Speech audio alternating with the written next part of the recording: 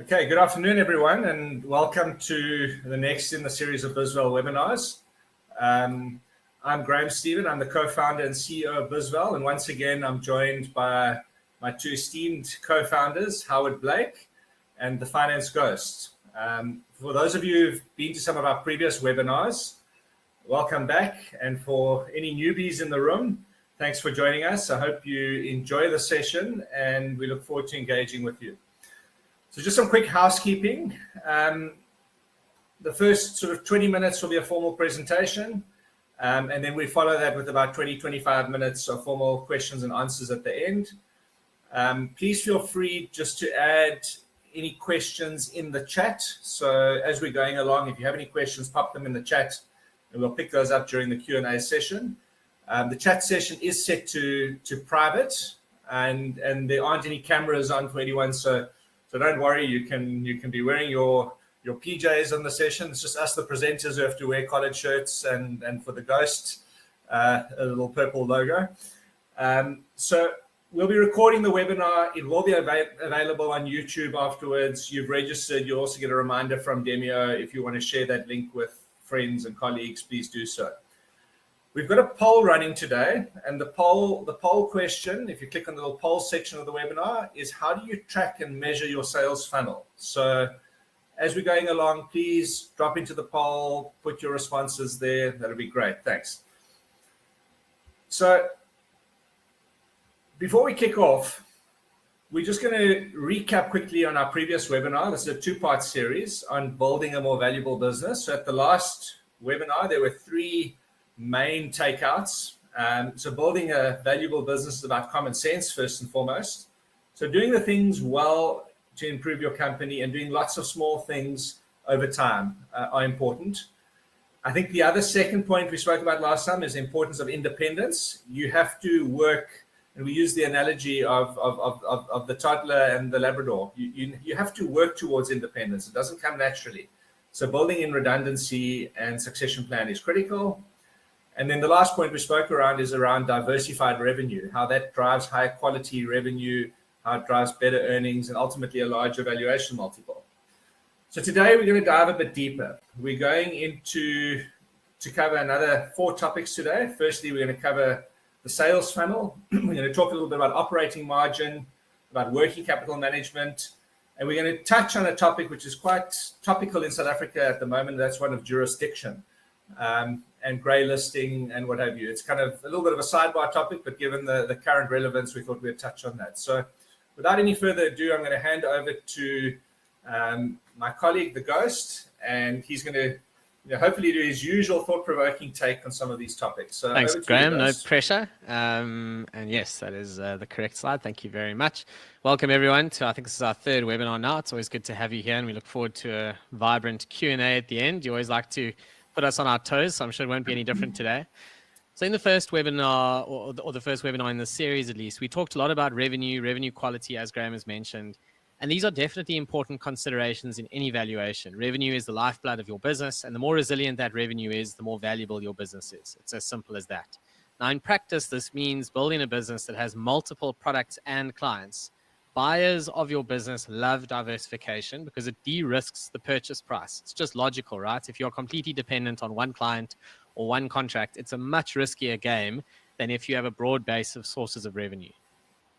In fact, when revenue resilience tends to be in doubt, a buyer will often ask for what is known as an earn-out structure that links the ultimate selling price to the actual revenue achieved. Now, as the seller, that puts you at risk of not getting the full price, and it means you have to be patient. So once again, building a resilient business pays off. So long story short, make sure your sales funnel is working, because a better funnel means a better business. Now, I know this sounds a bit like a management consulting presentation. It's not one of those, I promise. This is very much linked to valuations. And the idea here is that by spending on marketing, you are ultimately improving the funnel, you are improving your brand awareness, and you are bringing in more leads if you are getting your marketing right. Obviously, if you're not bringing in more leads, then you have a different problem. And return on investment with your advertising can be quite weak in the initial stages, actually. Everyone thinks, well, if I spend 1,000 Rand, I need to get profit of 1,500 Rand. Otherwise, why did I bother advertising? We all wish the world worked like that, but it doesn't actually. A lot of it is about just building brand awareness ultimately. And when you have a conversation with a buyer one day, when you can show them stuff like, social media statistics and the number of people following you and engaging with you, the number of people who know the business, even better when the buyer has heard of the business and perhaps that's why they've approached you in the first place, then suddenly that marketing investment that you've been making will feel a lot more worthwhile. But of course, with any kind of sales funnel, it doesn't help if you just get impressions and you attract people and you don't convert them. That's worse than useless. So this is where you need to start getting clever with how you measure your return on investment in your marketing spend. And the more you can measure here, the more data you have to actually show to a potential investor or acquirer of your business, the better. There's nothing better than if you go into a pitch or a presentation to a potential investor and you've got this stuff at your fingertips. You can actually show, this is what we spend on marketing. These are the sort of returns we get. This is what our sales funnel looks like. This is historically how well we managed to actually convert that funnel. It is so powerful. And the reality is, unless you close deals, there is no revenue to show anyone. So again, you need to measure it all the way down, from attracting leads through to converting them, through to closing them into actual customers. If you've got a dedicated sales team, you might be doing that formally anyway. And again, that's why we've asked in the poll today, how are you actually measuring this, if at all? For a lot of businesses where there's one or two people who are running around doing business development, they don't necessarily formally measure this. And that's something to just be aware of as a blind spot. And if you really get it right, then at the bottom, what you end up with is a promoter or a brand ambassador. And these are the people who give you testimonials. Even better, they give you great online reviews. And that truly is the best way to pitch a business to an investor, is to be able to show them examples of very happy customers who love you. That is the holy grail. So in our own businesses, we try to think about the sales funnel as a bit of a matrix with two axes. So one is the expected timing of closing that revenue. And then the other is the source of that revenue in buckets that are strategically relevant. It's either type of client or it's geography or whatever the case may be. And then along the top would be, 1 month, 3 months, 6 months, longer term, whatever the case is. And the idea here is that it helps you notice the blind spots. There might be a particular customer segment that you've neglected over time. There might be an area where you seem to be very strong. Your funnel might look amazing for the next month, but after that, there's nothing going on. And then you're going to get yourself into serious trouble. Or it might be amazing 3 months from now, but next month it's not looking so good and you've got a working capital crunch coming. So running the business like that really helps you. And of course, a sales funnel like that feeds very nicely into a cash flow forecast. And if you can show a potential buyer how good you are at managing your cash, once again, that looks great in a due diligence. So moving on to unit economics, and those of you who follow any of my investment writing will know that I've always had interesting views on Netflix, and it's been really topical. The US tech companies have just released results this week. Mark Zuckerberg seems intent on driving my Meta investment to zero, but that's a story for perhaps another day. Anyway, so moving on from that to talk about unit economics. So we've spoken at length about revenue, and that's fantastic, but this isn't 2021 anymore. Businesses are not being sold on revenue multiples very often. The reality is that when interest rates and inflation are higher, it all comes down to profitability. That is what actually counts. You need to make money today, not money 5 years from now, when that money is expensive because interest rates are higher. So the concept of unit economics just refers to the profit you make from each additional unit, whatever that unit might be. So at Netflix, for example, a unit might be a new subscriber. At BizVal, a unit would be a customer coming on and doing a valuation with us. Every business, it's obviously going to be different. A finance textbook would call this contribution margin. So we're really looking at the margin you make here, not just the selling price. And of course, it gets a lot more interesting than that in practice. And it also leads into another important concept called operating leverage. And we'll talk on that shortly. So the idea is that if your pricing is strong enough, and remember, cheaper is not always better, then you should be making a decent margin on every product or unit sold. If you have a lot of fixed costs in your business rather than just variable, then margins should increase over time as your sales increase over time. And that's called operating leverage, where you get better and better at using your existing expense base to go and generate sales. And because your unit economics are good, that comes through in the form of profits that drop down to the bottom line. And what that looks like over a period of time is an expansion in your margin. So if you've ever heard that term before of expanding margins, that just means your operating margin is getting bigger year in and year out because you're getting better and better at using a fixed cost base to generate profits. And unit economics make a really big difference here. The thing is that when a business has high variable costs and weak unit economics, you can sell as much as you like, but the reality is you're just treading water all the time. And sometimes those costs are hidden. People don't take into account how much they spend on advertising. It doesn't really help you if you spend 100,000 Rand on Instagram to make 100,000 Rand in profit. Yes, you are growing your brand, sure, but at some point, when are you going to make a profit from that? And people don't measure that harshly enough. So this does feed into the sales funnel point that we opened this webinar with. So when you are doing strategic planning, just think carefully about stuff like capacity utilization, especially if you have big fixed costs like factories, for example, or manufacturing facilities. Anyone in that industry will be well aware of this stuff. You need to think about your sales numbers. You need to look at your operating margins. Long story short, when you present to a potential buyer or investor, they want to see your margins going up. If your margins are going down, then they assume that might happen into perpetuity, and that does horrible, horrible things to a valuation, I can assure you. So why Netflix? So the whole idea with Netflix here, and it's down about 60% from its share price peak, actually. The issue here is unit economics. You would have noticed DSTV costs a hell of a lot more than Netflix or Disney Plus for that matter. It's actually streaming as a whole. It's not just Netflix. They just don't make enough money from each subscriber that they have, which is why they are now introducing an advertising supported tier. They are going to be trying very hard to clamp down on password sharing as well. And the other thing they do, which I think will change over time, is they do these amazing feature films, but then they only release it on Netflix. They never release it at the box office. So you've gone and paid Leonardo DiCaprio what he needs to earn for a film, but you're releasing it to a captive audience. So the problem is Netflix's unit economics have historically not been amazing. And you can actually see when you read through the company's results and what the CEO is saying, they are going to be focusing on this a lot more going forward. It's a lot more now about revenue, not just subscriber numbers, which means they are focusing on making more from each subscriber. So it'll be interesting to see how that plays out in practice. Moving on to working capital. And Graham, I think, next slide. There we go. Thank you. So once your operating margins are carefully managed, then there's really one more ingredient for a successful relationship across your financial statements. Because ultimately, when a potential investor comes and does a financial due diligence, they want to see your financial statements in harmony with each other. Now, I appreciate that sounds like yoga for finance nerds, but just bear with us here. Because the income statement tells you how you made your money. The balance sheet tells you what you actually did with it. Did you pay down debt? Did you invest in assets? Are you just retaining those earnings? And the cash flow statement pretty much tells you how value moved between the income statement and the balance sheet. How much of it actually landed up in cash, and what did you do with that cash to create that balance sheet? And there's a critical concept in all of this called working capital.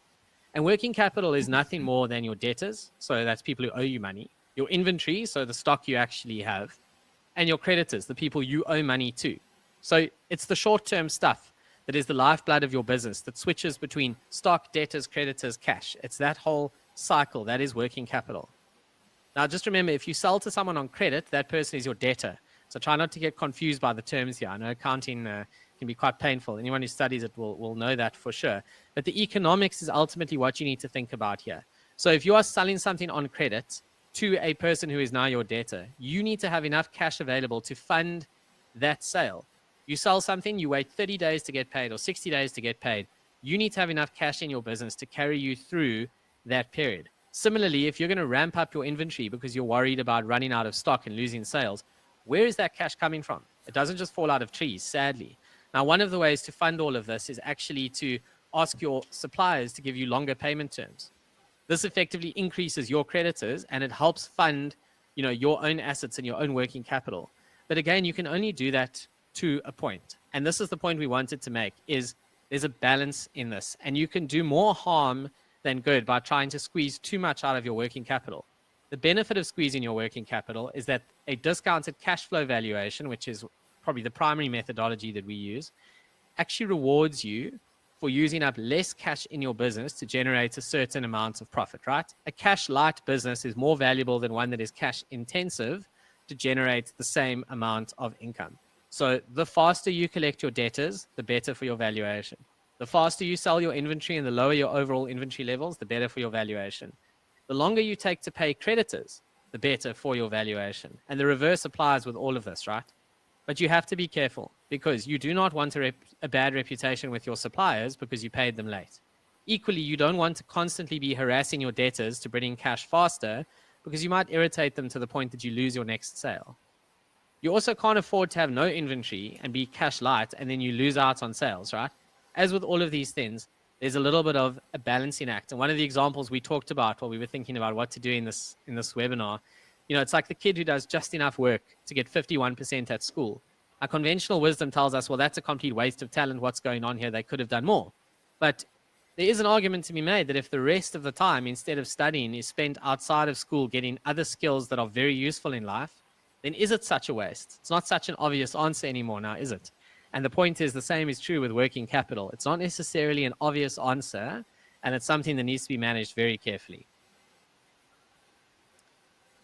And finally, we move on to corporate jurisdiction. And there we have a lovely picture to make you dream of your December holiday this year. And there's a bit of a pier going to nowhere, which is unfortunately, well, not by accident, because sometimes that's what happens with valuations. If you headquarter your company in the wrong place, probably somewhere you went on holiday and thought, wow, this is beautiful. So this is obviously topical because of grey listing, which is something that South Africans have now become accustomed to. We learn about all these words in South Africa, like load shedding and grey listing and everything else. And if you'll Google it, you'll find a lot of concerning headlines, and we don't have much time left to avoid it. And none of us are experts on grey listing itself, and that's not the point of today's webinar by any means, nor are we going to go into the politics. But the point is that there is a lot of jurisdictional risk, not just in South Africa, but actually in a lot of countries in the world. And we want to just touch on what the impact is on your valuation of where your business is headquartered. So even if we end up grey listed, the reality is South Africa is still not going to be given the kind of discounts, I think, that would apply to your traditional tax havens. I think everyone on this call is well aware that South Africa is many things. We are not a tax haven. We pay a lot of tax for everything. And then we get private services on top of that too. So the reality is that if you structure everything legally, and again, the assumption has to be that what you've done is legal, otherwise the valuation is the least of your worries. There are benefits to having your headquarters in places with a lower tax rate, because quite obviously you pay less tax if it's done properly. Plus it gives you a little bit of a safety net against crazy things happening in South Africa. Now, unfortunately, these structures are very complicated. Often they are not done properly. And sometimes they open up a whole lot of compliance and other risks that make load shedding seem very tame in comparison. So, you've got to take that into account. And the other thing you've got to remember is that in a valuation, those tax benefits are probably not going to be given the same sort of weighting and love from a buyer as a business that is just performing very well. And the reason for that is loopholes get closed over time. Over time, a lot of jurisdictions have clamped down on the ability to save a lot of tax. There are lots of double tax agreements internationally that try and reduce the benefits here. It's a very complicated area of tax and law and very specialist. And the reality is that these things can change. So you will get some benefit, but your valuation might not recognize all of it. Unfortunately, what your valuation is definitely going to take into account is a discount if you are in a jurisdiction that makes people nervous. And they will get nervous either because of the tax status or because of the legal environment in which it's found, or whatever the case may be. You will often see quite low valuation multiples being applied to these structures that live inside tax havens in particular. So, it's not a bad thing to remember that if you've been somewhere and you've had a wonderful island holiday and you think it's a lovely place to take the kids, it's possibly not the best place to take your business. Remember that. And if you are going to do a structure like that, please get experts' advice and do it very, very carefully.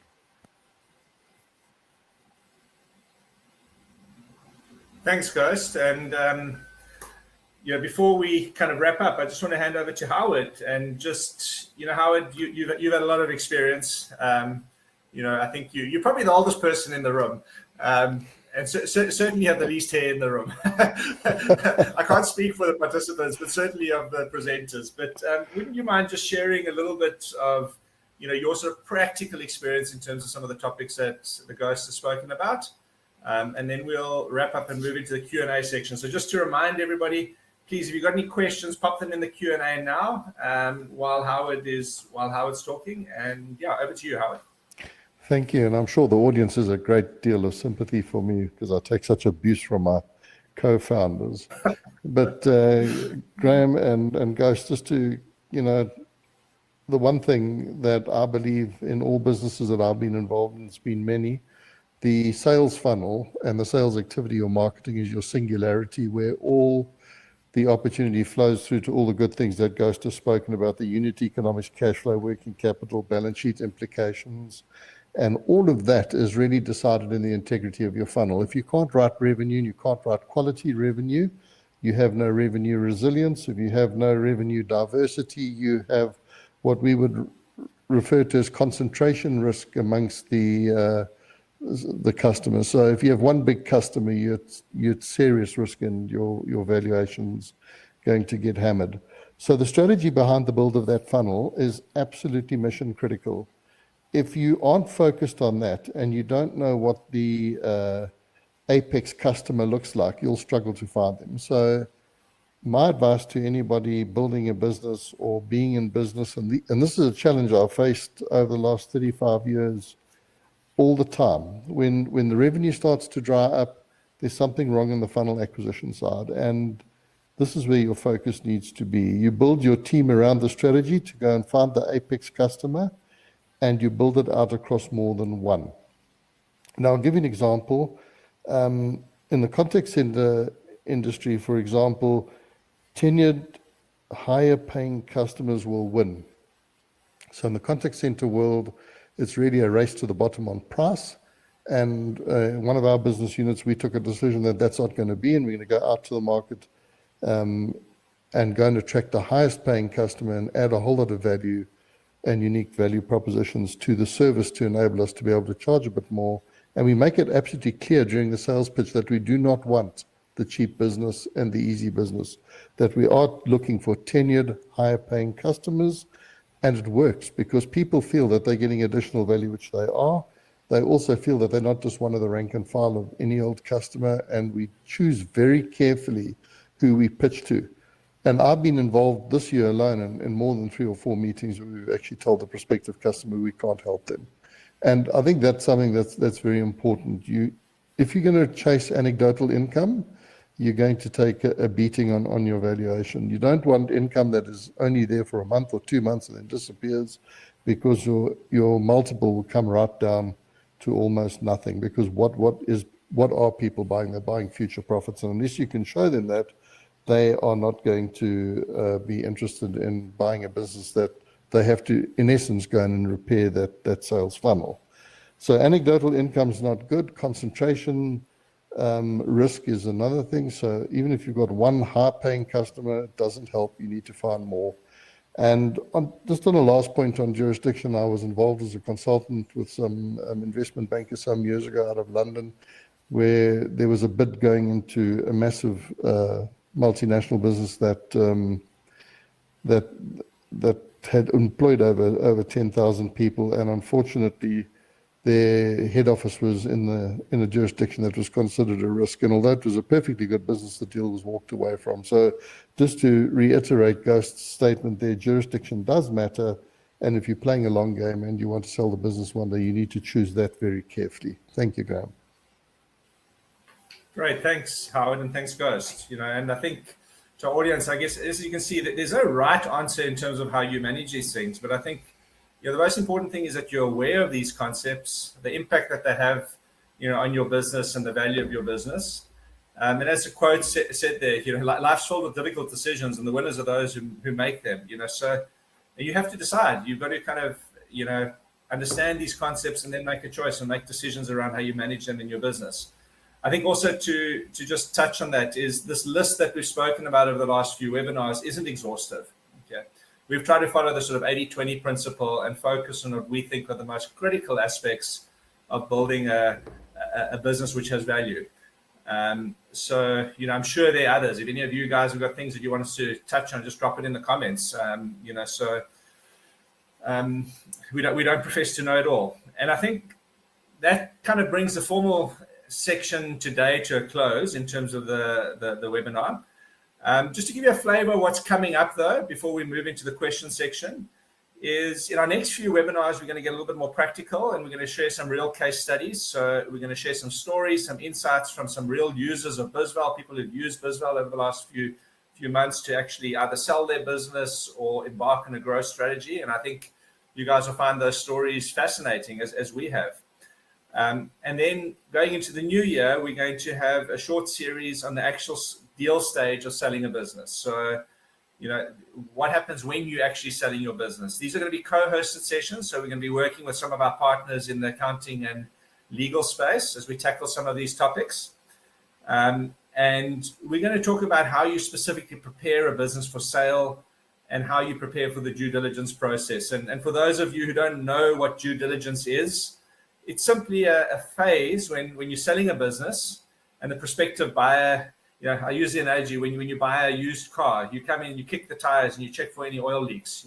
No buyer wants to buy your business, pay you a big amount of money, and they walk out and the engine falls out as they drive out of the showroom. So we'll cover that into the new year. And if there's any other topics that you'd like us to cover, please just drop it in the chat or drop us an email or correspond with us, and we'll pick those up. These webinars are meant to be, for you, for our community, and a chance for us to share and engage with you, many of our customers. So with that, we bring the formal section to a close, and we're going to move on to the questions and answers. All right, so trying to get organized on this side. Okay. So the first question we've got here, and the person who's typed it, I think we might have, just so we make sure we understand, this is unit economics development as impacted by new sales, is it retention? Agree, disagree? So Ghost, I'm going to hand that to you. I'm not sure I understand the question 100%. I think they're asking about the relationship between unit economics and I think sales. so too. So Colin, if we get it wrong on what you're asking, just shout, but I'll answer it on that basis. So, I mean, absolutely, unit economics definitely impacted by new sales as much as retention. And there's a few points to think about here. So retention can sometimes feel quite expensive depending on what measures you need to go to keep customers happy, you retain them. In tough times, you sometimes need to offer them special deals and discounts. But the reality is a lot of people underestimate how expensive it is to get a new sale. And if you don't know how expensive that new sale is, then you certainly can't compare it to the cost of retention. If your cost of acquiring a customer is you spend 20% of the profit on advertising, then giving someone a discount to that extent means you're in the same position anyway, but at least you've kept a customer and someone is happy. Obviously, you don't want to be running around giving discounts as a matter of the ordinary course of your business. But I think the point here is that if you don't have the data in order to help you make these decisions, then you're just flying blind. You don't really know what the answers are. And of course, the other point around unit economics and retention is anyone who's read anything about startups will have heard of lifetime value of a customer. And the reality is that if it's expensive to bring a customer in, then they need to be there for a long time, or they need to do a very high value sale with you as a once-off. So an expensive cost of acquiring a customer works when you've got a sticky business model. It's got high switching costs. They don't really cancel the service with you. It's often got subscription revenue, for example, or it's a product that the client actually becomes quite reliant on over time. Then you can invest quite heavily in bringing those clients into your business, and the unit economics will still work out. What you can't do is spend an absolute fortune bringing in a client who's there for one sale, not necessarily of terribly high value, and there's very little chance of repeat work from them. Then you've got to rethink your business model because there's a mismatch between your marketing strategy and your revenue strategy, and it's going to get you into trouble. So I hope that answers your question, Colin. Great. The next question we've got here, and I'm going to maybe ask Ghost to tackle this again, is we spoke about unit economics, but how do you improve unit economics? Yeah, so one of the obvious ways is obviously, get your selling price up. I mean, that's the most basic answer and the easiest one to say and the hardest one in practice to actually do. Another one is to get your gross margin higher. So the way to do that without increasing your sales price is obviously to get your cost of sales down a bit. And there are usually efficiencies to be found if you really go digging in your business. Sometimes you find them in supply chain, sometimes you find them in your selling function. And I don't mean just cost of sales in the accounting way. I mean the economic way. What does it really cost you to bring a sales in? Whether that lands up as a marketing expense or cost of sales, keep the financial accounting out of it for now. This is about the economics of your actual business. Then the average revenue per user is something to really focus on. So that's what Netflix is doing at the moment. That's called ARPU. If you look online, ARPU, you'll often see that acronym used again in startup land. And that just refers to how much you're making from each user. And sometimes that's not about getting your pricing up. Sometimes that's about cross-selling. Having other products that can go into that same client base and actually just getting more from each person who you've sold to successfully before. What else can you potentially sell them? So those are sort of some of the ways that you can really get your unit economics to work. And I just want to stress again that if you're not measuring this stuff, then you don't know what your unit economics actually are in the business. And by the time you figure it out, it might be too late. Yeah, guys, I think if I can just add to that as well. I mean, there's some obvious things which a lot of business owners are, either don't know about or afraid to do. Is you talk about price increases, and one of the things is that your unit economics can actually erode over time if you're not careful, particularly in high inflation environments. It probably impacts foreign businesses more than South African businesses, but the notion of passing an annual price increase, be it 5% or 6%. We found a lot of business owners are worried about doing that. They're worried about losing customers. But the challenge is if you don't do that, your costs increase, your cost base increases. So, it's a discipline that you almost need to get in. We found that customers don't mind paying, provided you can continue to justify the value. And they understand the notion of an annual price increase in that, as long as you don't operate in the Eskom realm where you charge 30% annual price increases for 30% less service. There's absolutely nothing wrong with doing that, and it's good practice to go and pass annual price increases to And that make pricing sure you power maintain has a your big margin. impact on valuation. So that's one of the big things you'll typically look for when you invest in a business is what level of pricing power does the business actually have? So your economics textbooks will tell you that's called price elasticity. So how do your customers react to a change in your pricing? In real life, it's as simple as, can you put your pricing up, maintain your margins, and your customers don't run away? And that comes down to how good your product is, how good your service is, how easily can you be replaced, how much loyalty you have.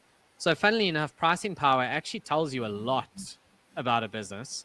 And the thing is, if you have pricing power and you don't use it, you're actually doing yourself a disservice. The reality is all of us are impacted by inflation. And if you can't put prices up at all, then unfortunately it's your margins that are going to take a knock.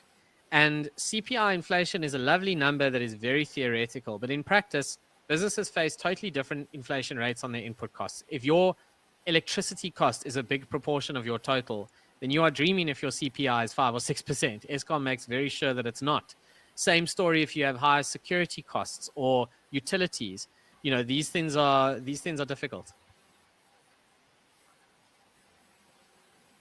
Right. There's another question here around inventory and stock. So, how from a valuation perspective, how do you balance off having too much stock or too much inventory versus not having enough inventory? And how does it relationship in terms of how much inventory you carry in a business that sells things influence valuation? Yeah, so I think here when you're suffering stock outs, and that means someone wanted to come in and buy something and you didn't have stock and hence you've lost the sale, that's going to come through in your revenue line ultimately. So the valuation methodologies will see that as slow revenue growth, or worst of all, negative revenue growth, which is definitely not what you want to be seeing. And the way the valuation methodologies pick up on your inventory levels is only really in a discounted cash flow methodology, which is why it's our preferred methodology that we give the highest weighting to, because it really does take into account the most different concepts about your business. And all that does is it looks at it and says, okay, for each additional sale, how much of that cash is going to end up getting wrapped up in inventory based on your current inventory levels versus, your sales number. So that's how the valuation ultimately will see that balance playing out. And obviously, in your business, in far more detail than that what is really going on the ground. You will know, I had stock outs, but luckily this month I actually got great pricing on my other product. And so you can't really see it in the numbers. A valuation can't see that. That's what a due diligence is for. So this is why the valuation is really step one in deal making. It's like a starting point. And the due diligence is where you will need to defend your business if you are the seller, or if you are the buyer. That's when you really need to have a detailed look, ask a lot of questions, and learn as much as you can about the business. Right. So I see there's a couple of comments coming through from JG. It says, you either need a high volume subscriber base with low ARPU, or a low volume base with higher ARPU or higher revenues. Upselling to increase ARPU is an indication of good price elasticity. And I think that's a good point. You kind of need to choose. Are you going to be a high volume business, or are you going to be more of a niche business? And sometimes those have different strategies in terms of how you drive your unit Graham, economics. if I can make comments on that, actually, just back to my old favorite Netflix. So with this ad-supported tier, they reckon it will be revenue neutral. It's not actually going to make Netflix more money. They reckon it's revenue neutral to the group, which obviously is not a great story for those who thought that an ad-supported tier was going to come in and add income. And that's because the price elasticity of demand is very high in streaming, because there's just so many alternatives, right? At worst, you can just switch it all off and go watch YouTube instead. That's free. You just have to suffer through a Monday.com ad 4 times a day, and then you'll be fine. So, that's just how these things work. So I agree with that comment fully. And if you can upsell, it does show that, you've got good price elasticity, and that's great for evaluation. And again, that's the kind of thing that'll come out mainly in a due diligence, because the financials don't reflect quite that level of detail. Great, guys. I think maybe we can take one final question, and maybe to Howard is, Howard, you've been involved with a number of businesses over the years. And flipping it the other way around, what have been one or two of the things that have impacted negatively on evaluation when you come to either, selling a business or having an offer on the table, whereby I said, actually, you know what, like these things are you've got a great business, but these things we're going to discount it because of. Maybe you can share one or two thoughts on that, Howard. Yeah, again, and that's why I was really harping on the issue around your sales funnel. I know we've touched on businesses that have inventory or stock, but I'd like to look at it from a services business perspective.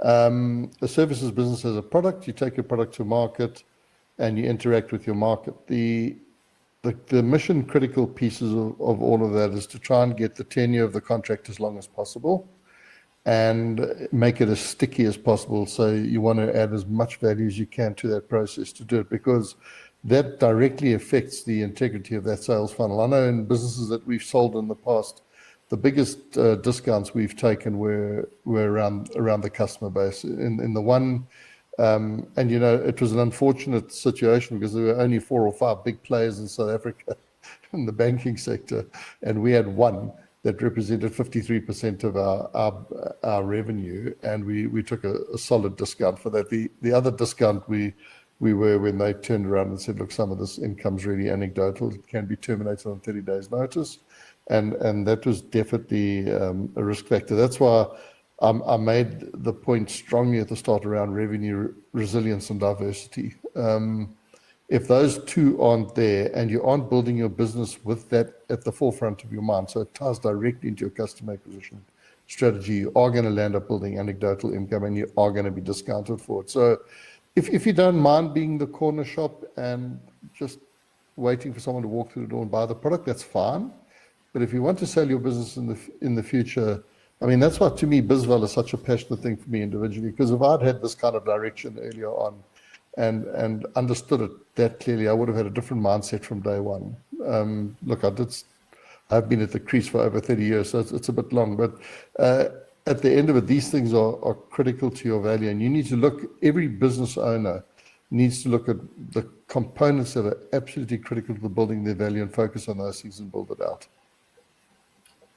Great, thanks, Howard. Guys, any closing thoughts from you? I think I'm happy. Just thanks everyone again for making time in and amongst load shedding and busy schedules. I hope you're finding these webinars useful. We are super open to feedback. We are entrepreneurs just like you, so let us know what you are enjoying, or especially what you aren't enjoying, because that feedback's even more useful. And what you want us to cover, as Graham said at the start of the webinar, you know where to find us on Twitter, etc. So yeah, just reach out. We love chatting to people using the platform, and even if you're not using the platform, we can always learn from each other. Great. Thanks, guys, and thanks for joining us. And yeah, our next webinar will be on the 23rd of November. It'll probably be the last one before the sort of December break. And as you can see, all our socials, like and follow us across all the channels, share us with your friends. I'll put the sales pitch in at the end. But thanks for joining us, and have a wonderful rest of the day, and hope to chat to you all again soon. Thank you.